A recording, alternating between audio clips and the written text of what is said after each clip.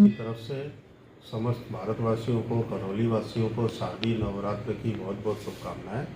माँ कैला देवी, माँ चामुंडा देवी का आशीर्वाद सब पर बना रहे।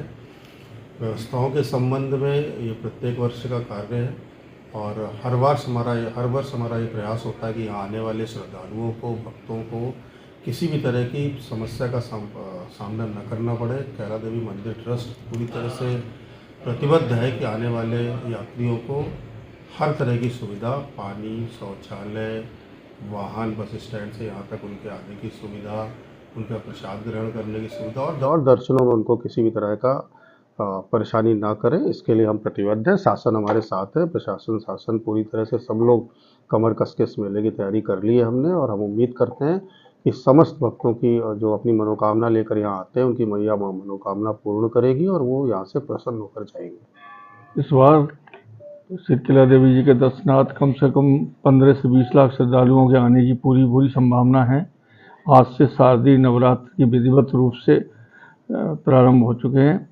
मंदिर के श्री सोल ट्रस्टी और पूर्व महाराजा साहब श्री कृष्णचंद्र पाल जी ने विधि विधान से हमारे जो मंदिर के राजाचार्य हैं उनके निर्देशन में घट स्थापना करके आज के इस नवरात्र का प्रारंभ कर दिया है और आज से ही श्रद्धालु आना प्रारंभ हो गए। काफ़ी संख्या में श्रद्धालु आज आ चुके हैं और हमें ये उम्मीद है कि ये संख्या दिनों दिन बढ़ती जाएगी।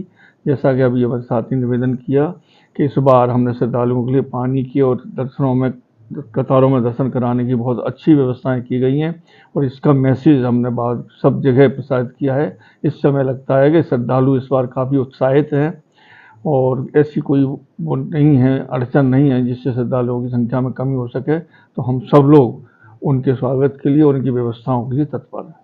शारदीय नवरात्रा पर्व पर मंदिर ट्रस्ट की ओर से सफाई व्यवस्था पर बहुत ज़्यादा ध्यान दिया गया है। यहाँ एक मान्यता है कि कालीसिल नदी में स्नान करने के बाद लोग माता जी के दर्शन करने आते हैं, इसलिए हमने घाटों की सफाई और उन पर स्नान आदि की व्यवस्था बहुत अच्छी से कर दी है। महिलाओं के लिए स्नानागार अलग से बना हुआ है, जिसमें चेंज रूम है और जिसमें महिलाएं सुविधाजनक ढंग से स्नान कर सकती हैं। इसके अतिरिक्त पेयजल की व्यवस्था, हवा पानी की व्यवस्था सारी कंप्लीट कर ली गई है। कूलर लगाए गए हैं जिससे किसी प्रकार की गर्मी का महसूस यात्रियों को नहीं हो। विशेष तौर से मंदिर ट्रस्ट की ओर से इसी बात को लेकर के फोकस किया गया है कि दर्शनार्थियों को सुविधाजनक ढंग से दर्शन हो सकें।